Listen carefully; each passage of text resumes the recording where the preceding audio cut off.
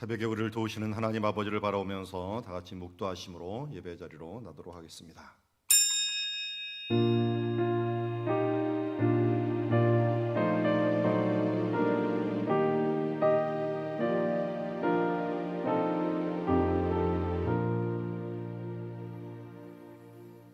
날마다 우리를 은혜의 보좌 앞으로 인도하시는 하나님 감사합니다. 우리의 공로로, 우리의 능력으로는 하나님 앞에 갈 수도 없고 주님과 교제할 수 없지만 예수 그리스도의 보혈의 공로, 성령님의 오늘도 함께 하심이 주님 앞에 나아갈 수 있고 주님의 백성으로 살아갈 수 있도록 은혜로 우리를 이끌어 주시는 줄 믿습니다. 너희가 그 은혜로 인하여 믿음으로 말미암아 구원을 얻었나니 이것이 우리의 어떤 행위로나 우리의 선함으로 있지 아니하고 하나님의 그 은혜인 줄 믿습니다. 오늘도 주님의 은혜로 말미암아 새롭게 되고 그 은혜로 말미암아 주님 앞에 한 걸음씩 나아갈 수 있는 주의 자녀들 되게 하옵소서. 예수님의 이름으로 기도드리옵나이다.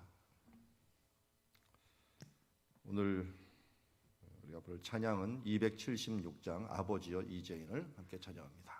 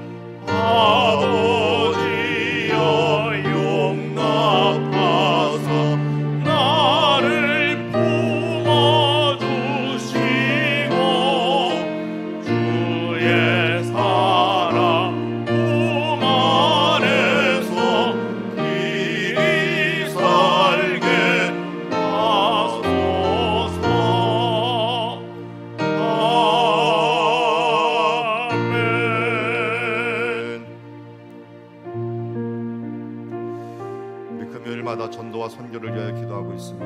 혼란 중에 놀라운 일을 이루어 가시는 주님을 찬양합니다. 어려운 중에 친족과 지역의 구원의 역사가 일어나게 하옵시고, 특별히 추석 기간 동안 우리의 믿음을 지킬 뿐만 아니라 우리 친족 중에 빛과 소금의 역할들을 잘 감당케 하여 주시옵소서. 위에서 기도해 주시고, 수원과 용인 화성 지역에 가난한 심령이 돌아오고 선교지와 선교사님들에게 지혜와 권능을 더하여 주시옵소서. 위하여 함께 기도하며 나가도록 하겠습니다. 하나님 아버지, 먼저 그의 나라와 의를 구합니다. 주님께서 주시고자 하는 은혜들을 받지 못하는 이유는 바로 우리가 준비되지 못했기 때문입니다. 하나님 앞에 거룩한 그릇으로 준비되지 못하고 쓰임받을 만한 그릇으로 준비되지 못한 것이 아닙니다.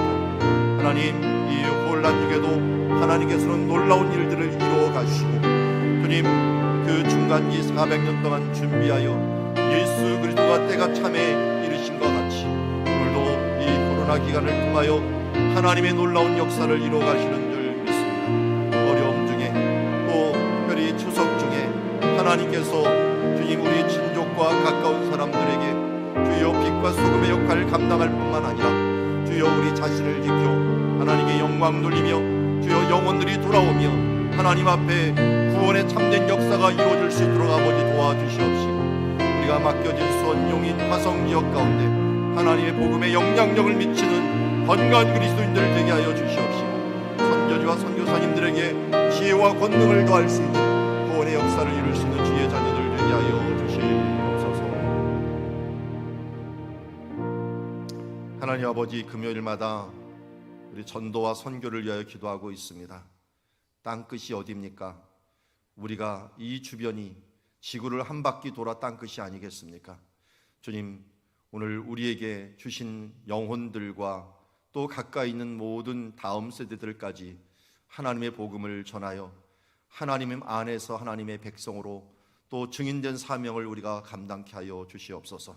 우리가 가지 못하는 곳 선교사님이 가 있사오니 주님 그들을 위하여 기도하고 후원함으로 말미암아 주님 우리가 가지 못하는 곳까지도 복음의 영향력을 미치는 리더십이 있어지는 주님의 자녀들 되게 하여 주시옵소서.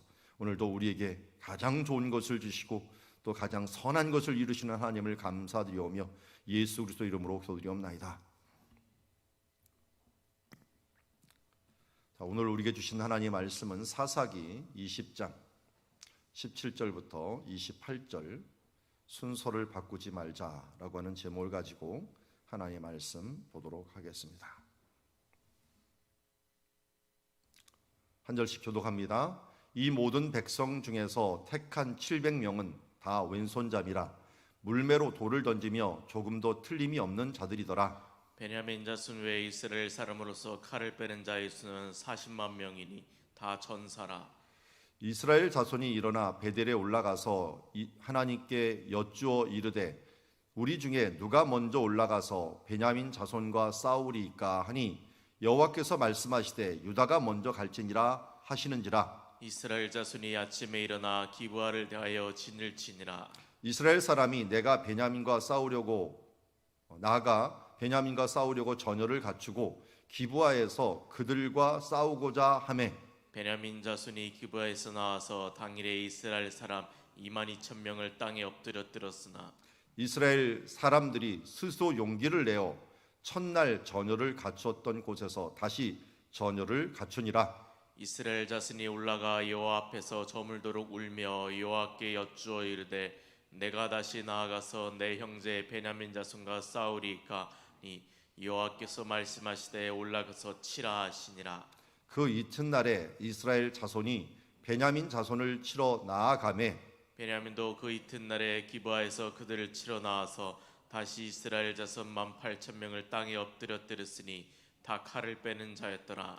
이에 온 이스라엘 자손 모든 백성이 올라가 베델에 이르러 울며 거기서 여호와 앞에 앉아서 그 날이 저물도록 금식하고 번제와 화목제를 여호와 앞에 드리고 이스라엘 자손이 여호와께 물으니라. 그때는 하나님의 언약궤가 거기 있었고 같이 읽습니다. 아론의 손자인 엘라살의 아들 비느하스가 그 앞에 모시고 섰더라. 이스라엘 자손들이 여쭈기를 우리가 다시 나아가 내 형제 베냐민 자손들과 싸우리까 말리까 하니 여호와께서 이르시되 올라가라. 내일은 내가 그를 네 손에서 넘겨주리라 하시는지라. 아멘. 오늘 마지막 28절 말씀 보면 이 시대가 언제인가 하는 것이 나옵니다. 아론의 손자 엘르아살의 아들 비느하스가 그 앞에 제사장이 돼 있다라고 얘기하고 있습니다. 여호수아와 함께 제사장을 역할을 했던 사람이 엘르아살입니다.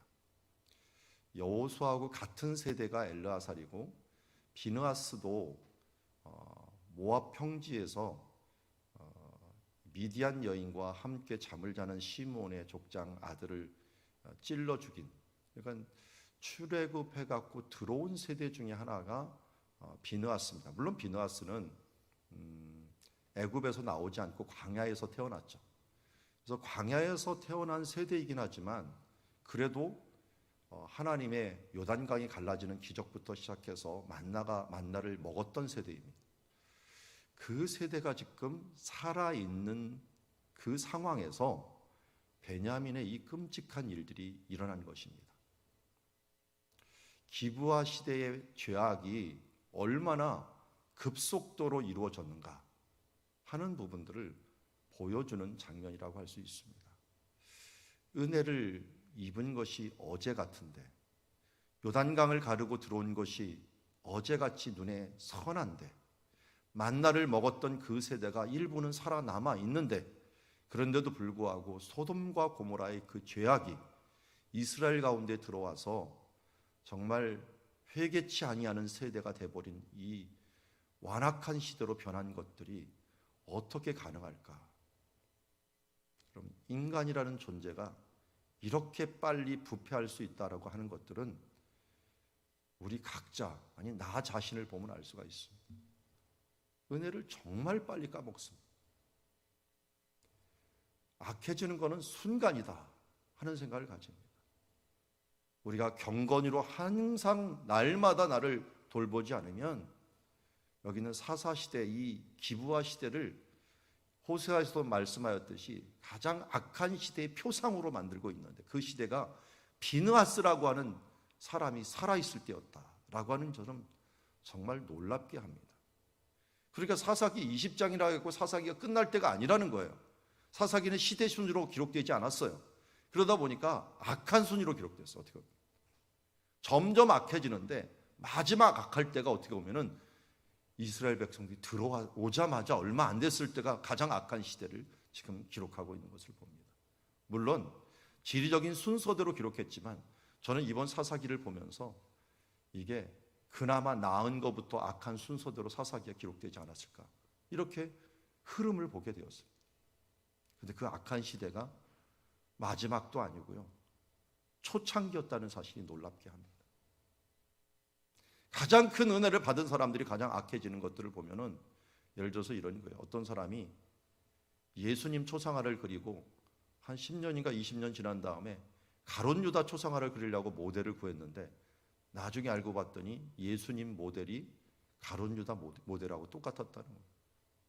얼굴이 변해 있어갖고 그 사람인 줄 몰랐는데 10여 년이 지난 다음에는 그 사람이 타락을 해갖고 가룟 유다처럼 야비한 얼굴을 하고 있어서 그 사람을 모델로 그렸다라고 하는 그런 말이 있는 것처럼, 우리 인간이라는 존재를 정말 끝까지 하나님 앞에서 신실하고 진실하게 살아가는 것들이 쉬운 일은 아니다 하는 것을 오늘 말씀을 통하여 다시 한번 보게 됩니다.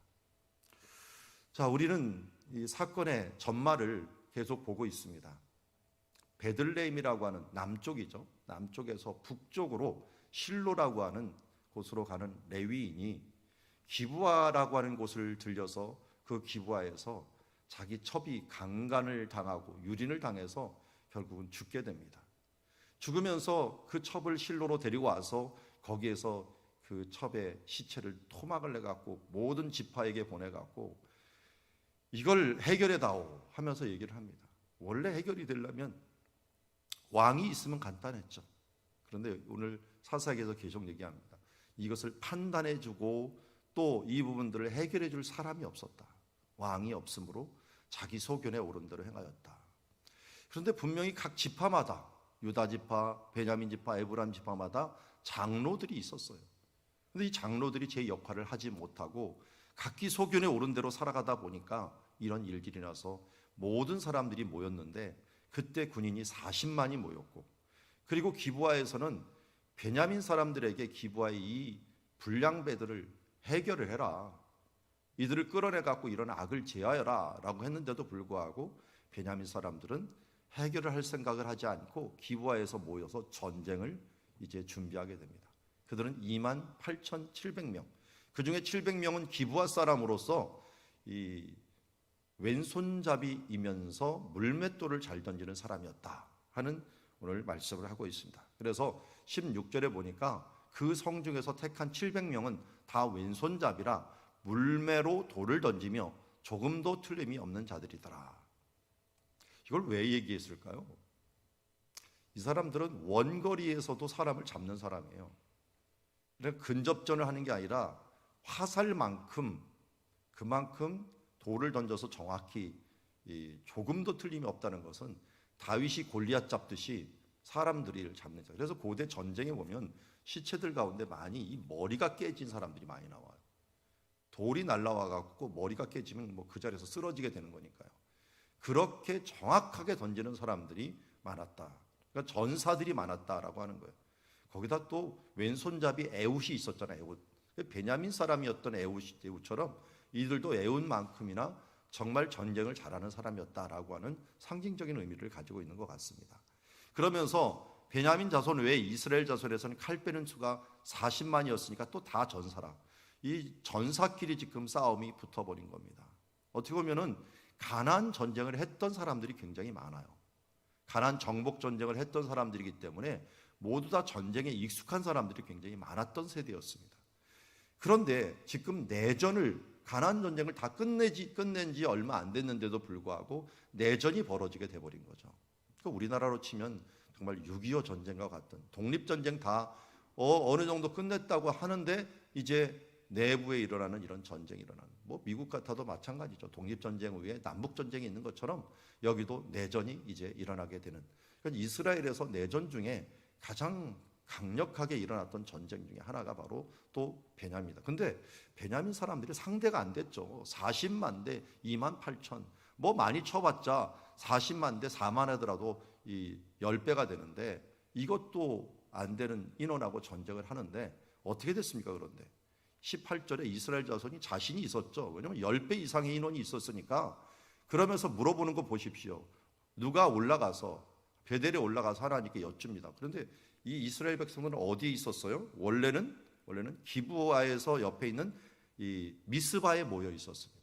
근데 미스바인데 그 미스바 옆에 있는 베델에 가서 물어봅니다. 왜 물어봅니까? 이 베델에는 뭐가 있었어요? 언약궤가 있었어요. 언약궤가 있었다는 것은 이 위에 있는 실로에 있던 언약궤가 베델로 옮겨온 거예요. 왜? 전쟁을 한다니까. 이 언약궤가 그 당시까지는 이동식이었죠. 그러니까 실로의 성막도 임시였으니까 전쟁하는 가까이 온 겁니다. 너무 가까이 기브아에는 가지 못했지만 베델이라는 곳에서 머물고 있으면서 미스바 사람들이 베델에 와서 하나님의 언약궤 앞에 있는 이제 대제사장에게 에봇을 입은 또 우림과 둠빔이 있는 대제사장에 가서 물어본 거죠. 그러면서 누가 먼저 올라가서 싸우리까 하면서 얘기합니다. 우리 중에 누가 먼저 올라가서 베냐민 자손과 싸우리까. 이거 얼마 전에 보았던 말씀이에요. 여호수아에 보면은 누가 먼저 올라가서 이 땅을 차지하리까 할 때 누가 올라가라 했어요? 유다가 먼저 올라갈지니라. 그런데 똑같아요. 여기 똑같이 유다가 먼저 갈지니라. 그때는 가나안 전쟁이었는데 가나안 아모리 족속이나 가나안 족속을 죽이는데 이번에는 동족을 죽이는 베냐민 자손들을 치는 일에도 유다가 먼저 가라. 이거는 이해가 돼요. 왜냐하면 죽은 첩이 어디 사람이었습니까? 레위의 첩이 베들레헴 사람이었어요. 베들레헴 사람이 어느 족속이에요? 유다 족속이에요. 그러니까 유다 족속의 여인을 죽인 것에 대하여 너희 유다 자손들이 먼저 보복을 해라 하는 것은 어떻게 보면 고엘, 기업 물음이요 피해 보복에 해당하는 법에 해당하기 때문에 당연히 유다가 먼저 갈 수가 있습니다. 그래서 이스라엘 자손이 아침에 일어나서 기바를 대하여 진을 칩니다. 이스라엘 사람이 나가서 베냐민과 싸우려고 전열을 갖추고 기브아에서 그들과 싸우려고 하매 베냐민 자손이 기브아에서 나와서 당일에 이스라엘 사람과 싸웠는데 몇만을 죽였습니까? 2만 2천 명을 죽였어요. 어마어마한 인원입니다. 왜냐하면 자기네가 몇 명이에요? 앞에 보면은 2만 8,700명인데 여기서 한 번에 2만 2천 명을 죽였으면 이거 자기네 인원만큼 죽여버린 거예요. 2만 2천 명을 땅에 엎드렸습니다. 이건 사기가 40만이나 되는 사람이 사기가 확 줄었겠죠. 그래도 워낙 숫자가 많으니까 이스라엘 사람들이 스스로 용기를 내서 첫날 전열을 갖추고 다시 하나님께 물어봅니다. 23절 이스라엘 자손이 올라가서 여호와 앞에 저물도록 울며 여호와께 여쭈어 이르되 내가 다시 나가서 내 형제 베냐민 자손과 싸우리까 하니 여호와께서 말씀하시되 올라가서 치라. 응답이 똑같이 나와요. 베냐민 자손이 먼저 치라는 말, 또 올라가서 치라라고 얘기합니다. 그러다 그 이튿날 이스라엘 자손이 베냐민을 치러 갔는데 이번엔 어떻게 됐을까요? 이번에는 25절 끝에 보니까 18,000명이 땅에 엎드려져 다 칼을 빼는 자였더라. 그럼 22,000명하고 18,000명을 합치면은 몇 명입니까? 딱 맞네요. 인소가 몇 명이지? 28 더하기 12. 아직 그 숫자까지는 이르지 않았나요? 엄마가 컨닝으로 알려주면 되는데 40입니다. 그러니까 4만 명이 죽은 거예요. 그러니까 얼마가 죽은 거예요? 10분의 1이 죽은 거예요. 40만 중에 10분의 1이 죽어버린 겁니다. 이거 정말 많이 죽었죠. 왜냐하면 예전에 아이성 전투에서 36명 죽고서 난리가 났어요. 우리가 아이성 치러 이거 왔다가 이렇게 많이 죽었다는 게 36명 죽고. 그런데 지금은 이게 입다서부터 시작해서 막 4만 명 죽고 하는 게 그냥 기본인 것 같아요. 내전이 일어나면 이렇게 많이, 입다서도 이 4만 명 넘게 죽었는데 여기서도 지금 4만 명이 죽게 되는 거예요. 그러니까 내전이 이렇게 심하게 일어나는 일들 가운데 이렇게 많은 사람이 죽은 거예요. 그러니까 이제는 어떻게 된 거예요? 베냐민의 숫자보다도 죽은 사람 숫자가 더 많아져 버린 거예요. 이때부터는 기가 확 꺾이게 되죠. 그러니까 이번에 어떻게 돼요? 26절에는 이스라엘 자손 모든 백성이 올라가 베델에 이르러 거기서 울며 거기서 여호와 앞에 앉아서 그 날이 저물도록 금식하고 번제와 화목제를 여호와 앞에 드리고 이스라엘 자손이 여호와께 물으니라. 그때는 여호와의 언약궤가 거기 있었다. 아까 말씀을 드렸죠. 언약궤가 거기 있었다. 아론 손자인 엘르아살에서 비느하스가 거기서 모시고 있어갖고 거기서 또 여쭈기를 어떻게 얘기합니까? 우리가 다시 나가서 내 형제 베냐민 자손과 싸우리까 말리까 하니 여호와께서 올라가라. 이번에는 어떻게 했어요? 이제는 내가 그를 내 손에 넘겨주리라. 이번에는 승리를 준다는 거예요. 그 전에 두 번은 뭐예요? 올라가게 하면서 승리 준다는 말을 안 했어요. 근데 이번에는 승리를 준다는 거예요.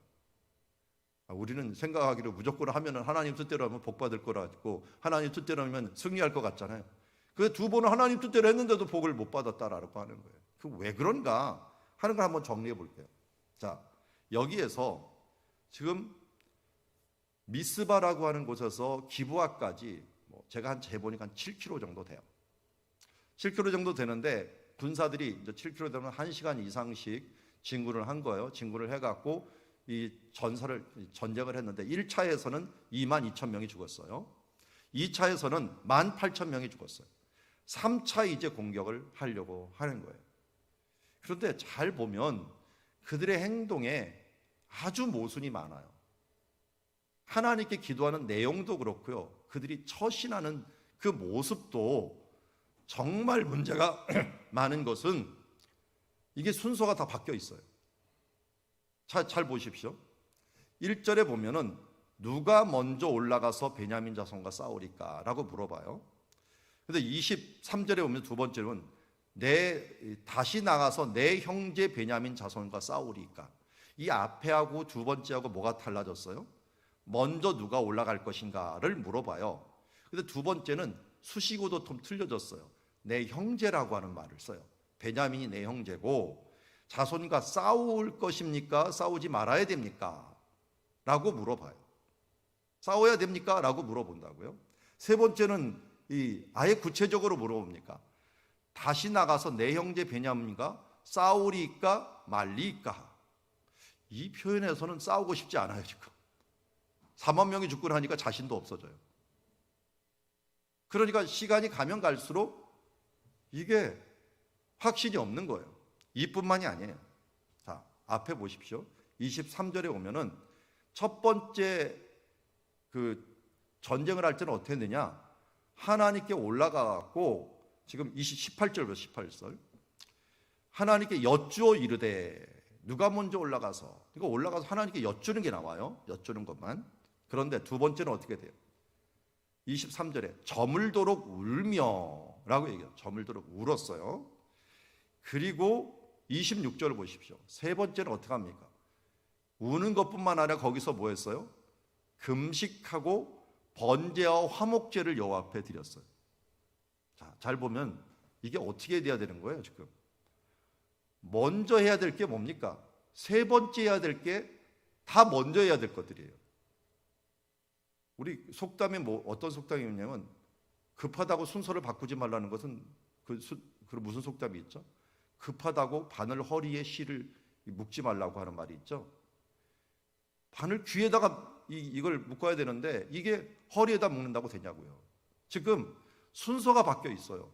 맨 처음에 하나님께서 이 죄악에 대하여 사람들이 애통을 해야 돼요.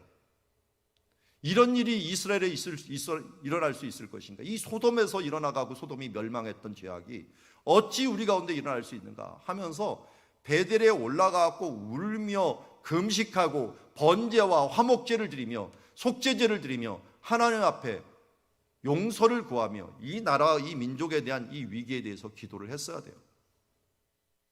그리고 나서도 또 한 번 울면서 기도하고 나중에는 하나님께 허락을 구하는 일들이 해야 돼요. 그러니까 이 순서들을 잘 보면 먼저 뭐예요? 우리가 싸우리까 말리까가 먼저 해야 돼요. 먼저 해야 되는 일이에요. 그 다음에 싸워야 된다. 그럼 내 형제인 이 베냐민 사람들을 쳐야 됩니까? 라고 또 그 다음 물어야 되고요. 그 다음 나아가서 그러면 누가 먼저 올라갑니까? 라고 얘기를 했어야 돼요. 원래 여호수아 전쟁은 이걸 했어요. 여호수아가 먼저 가서 이 아이성 사람들 다 끝난 다음에 맨 마지막에 어떻게 했어요? 지파로 땅을 분배받을 때 마지막에 가서 누가 올라갑니까? 라고 물어봐요. 그때 여호수아 유다 자손이 올라갈 것이라. 그래서 이 이야기는 여호수아의 전쟁이 대부분 다 중앙, 남, 북 모든 정복이 끝난 다음에 누가 먼저 올라가서 땅을 차지합니까? 라고 할 때 유다 자손이 올라가라 라고 했는데 이번에는 어떻게 이게 다 거꾸로 돼버린 거예요. 순서가 바뀌어버린 거예요. 그러면서 하나님께서 어떤 이들에게 징계를 내리십니까? 1차, 2차에 왜 하나님이 이렇게 많은 사람을 죽게 했습니까? 이것은 이스라엘 잔설의 순서를 바꾸며 살아가는 사람들, 자기 소견에 오르며 옳게 살아갔던 이스라엘 연합군에 대한 징계가 2차에 걸쳐서 있었던 거예요. 그 도구가 누구예요? 베냐민 사람들이었어요. 레위인, 너는 잘했느냐? 이스라엘 백성들, 너희들은 잘했느냐? 너희들 먼저 징계를 받아라. 그러니까 하나님은 이 전쟁을 통하여 양쪽을 다 벌하시는 거예요. 다윗 때도 마찬가지였어요. 다윗이 죄를 지니까 어떻게 됐습니까? 분쟁이 일어나갖고 유다 지파, 이스라엘 지파 이들이 다윗을 대적해서 일어납니다. 다윗의 죗값을 다 치렀어요. 그런데 사무엘하 24장에 오면은 하나님께서는 이스라엘을 향하여 경로하셨어요. 왜요? 이스라엘 너희 백성들은 다윗에게 이렇게 행하는 것이 바른 것이냐 하면서 기름 부음 받은 자의 종이 잘못돼 갖고 그의 죄악에 대한 대가를 받았지만 너희도 대적한 그 대가를 받아야 된다 하면서 인구 조사 뒤에 7만 명이 죽는 일들이 일어나게 되는 것을 봅니다. 이처럼 우리는 무엇을 행할 때, 무엇을 지적할 때 남의 눈에 있는 티끌을 보려고 하지 말고 내 눈에 있는 들보를 보아야 됩니다. 그러려면 어떻게 돼야 됐어요? 세 번째 해야 될 일들을 첫 번째 해야 됐다니까요. 올라가서 울며 금식하며 기도하면서 우리들 나에 대한 것들, 나의 동족이라고 하는 것, 나 자신이라고 하는 부분들을 보면서 기도하면서 애통하면서 번제와 하나님의 헌신의 제사와 속죄제와 속건제를 드리면서 회개를 하며 먼저 나가야 했습니다. 그 다음에야 이제 죄에 대한 부분들을 해결했어야 되는 건데 이 부분들이 되지 않으면서 결국은 둘 모두가 끔찍한 재앙을 받는 결과를 가져오게 됐다는 것을 보게 됩니다. 여기 옷을 하나 제가 그려놨습니다. 옷에 단추가 2개 있는데 이 단추를 여러분 순서를 바꾼다고 생각해 보십시오. 제가 있는 이 순서가 여기 있는 이게 위로 이렇게 올라간다고 한번 생각해 보십시오. 이게 이 모습이 어떤 모습입니까? 질서가 깨져버리면 그 다음부터 문제가 생기기 시작합니다. 우리가 기도할 때건 하루를 시작할 때건 그래서 먼저 그의 나라와 의를 구하라고 하는 것입니다. 순서를 정하는 일들, 이거 중요합니다. 그래서 어떤 순서를 먼저 정해야 되느냐, 먼저 3차 전쟁처럼 왜 이것을 해야 되는가, 전쟁에 대한 여부를 먼저 물었어야 되고, 형제들을 쳐야 되느냐 하는 것을 허락을 받았어야 되고, 그 다음 누가 먼저 가야 되느냐 하는 것들이 거꾸로 갔어야 됩니다. 오늘 성경 말씀은 우리에게 얘기합니다. 마태복음 6장 33절 말씀, 우리 같이 암송하는 말씀이지만 같이 읽어봅시다. 시작. 그런즉 너희는 먼저 그의 나라와 그의 의를 구하라. 그리하면 이 모든 것을 너에게 더하시리라. 아멘. 이 말씀을 딱 맨 처음에 보는 사람들은 이해하기가 힘들어요. 먼저 그의 나라와 의를 구하라 라고 하는 말은 한마디로 오늘 말씀이 너무 잘 말해주는 거예요. 순서 지켜라. 먼저 그의 나라와 의, 너희는 먼저 그의 나라와 의를 구하고 먹든지 마시든지 무엇을 하든지 하나님의 영광에 초점을 맞추면서 시작을 해야 되는데, 내 인생, 내 것에 초점을 맞추니까 문제가 많이 되는 것을 보게 됩니다. 오늘 큐티 에세이 보니까 재미난 글이 나오네요. 여자가 제일 듣기 싫어하는 남자의 말, 인터넷에서 떠도는 말 중에 하나인데요, 그 1위를 차지하는 것이 내가 다 잘못했어, 내가 무조건 미안해, 내가 죄인이야. 이게 여자들이 제일 싫어하는 말 중에 하나입니다. 왜 그럴까요? 그 순간을 모면하려고, 내가 잘못했다니까, 내가 미안해 하면서 이게 넘어가려고 하는 거예요. 왜 이게 잘못되는 거예요? 진정성이 보이지 않아서요.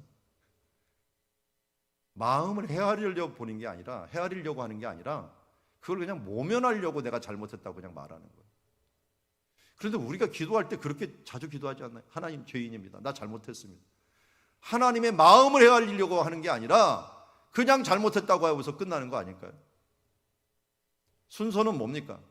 주님의 마음, 하나님의 마음은 얼마나 아프셨을까? 상대방의 마음, 그 마음을 헤아리려고 먼저 노력을 해야 되는데, 그냥 말로만, 그냥 형식적인 걸로만 지나가려고 하는 그런 모습이 있지 않을까? 우리 교인들도 하나님을 얼마나 실망시킵니까? 대부분의 하나님 앞에 간절히 와서 기도하는 사람들 보면 사고치고 온 사람들이 기도해요. 아니 죄 짓고 오거나 아니면 덥석 뭘 계약하고 왔어. 그런데 해결할 방법이 없어. 돈도 없고. 그리고 하나님 앞에 어떻게 해요? 하나님 돈 주십시오. 사고 치고서 왔더라고요. 옛날에 저희 아버님이 저보고서 뭐라고 한 적이 있어요. 제가 신학을 하다가 도저히 안 되겠어, 이거 이스라엘에서 공부를 좀 하고 와야겠다 해갖고 막 이제 유학 공부를 준비를 하고 있어요. 그랬더니 지나가는 말로, 저는 잊어버렸는데 제 아내가 기억을 했더라고요. 너는 유학 가겠다고 결정하면 끝이냐? 네가 결정하면 이 부모님이 다 대줘야 되는 거냐? 하면서 저는 대책 없이 무조건 유학만 가겠다고 결정했다고 갖고 한 소리를 들었습니다. 믿는 구석이 있으니까 그렇긴 했지만, 여러분, 주님 앞에 순서는 바꾸지 말아 주십시오. 하나님 앞에 먼저 이 일에 대해서, 하나님, 이 일을 내가 해야 됩니까 말아야 됩니까? 그리고 구하고, 그 다음 그분들을 도와줄 사람이 있는가 하는 것을 또 조언을 구하고 하면서 하나님 앞에 순서를 바꾸지 말아야 되고, 또 우리가 일의 순서를 바꾸지 말아야 됩니다. 특별히 영적인 일에는 오늘 분명히 얘기합니다. 먼저 그의 나라와 의에 얼마나 도움이 되는가 하는 부분들을 잊지 않고 그 순서를 바꾸지 말고 그대로 행하면서, 그것이 먼저 돼야지 뭡니까? 하나님께서 이 모든 것을 더하여 주실 것이다. 그래서 새벽에 먼저 기도하고 주님과 의논하고, 예수님도 그랬잖아요. 새벽 미명에 일어나서 왜 하나님과 했습니까? 그 놀라운 공생애를 펼치는 동안 먼저 하나님과 의논하고 교제하면서 그의 나라와 의를 구하면서 그 일을 진행했던 모습을 봅니다. 우리 또한 하나님과 먼저 결단하고 주님께 물어보고, 우리가 그러면서 주님의 뜻 안에서 분별력 있게 살아가는 우리의 인생 하루하루가 되기를 주의 이름으로 축원합니다. 기도하겠습니다. 하나님 아버지, 대의에 있어서는 이스라엘 백성이 옳았습니다. 40만이 옳았고 또 그렇게 행동하는 것이 옳게 보입니다. 그러나 하나님 보시기에는 모두 다 같은 사람들이었습니다. 모두 다 죄인이었습니다. 그러기에 우리는 먼저 그의 나라와 의를 구하지 않고 시작할 때, 내 소견에 옳은 대로 전쟁을 할 때 엄청난 부작용을 가져오게 됩니다. 4만 명이라는 사람들이 죽을 수밖에 없었던 일들, 그 뒤에는 먼저 그의 나라와 의를 구하지 아니하는 순서를 어겼기 때문이요, 그 순서 가운데 회개하고 애통하는 마음으로 먼저 나아가는 회개의 시간이 없었기 때문임을 보게 됩니다. 주님, 오늘도 우리의 삶 속에서 이런 부분들이 없지는 않습니까? 주님께 일을 벌려놓고 때를 쓰는 그런 어리석은 그리스도인 되지 아니하고 먼저 그의 나라와 의를 구하며 주의 뜻을 구하며, 주여, 그러면서 이 모든 것을 더하시는 하나님의 순탄함을 우리가 경험하며 나아갈 수 있는 현명한 그리스도인 모두 되게 하여 주시옵소서. 예수님의 이름으로 기도드리옵나이다.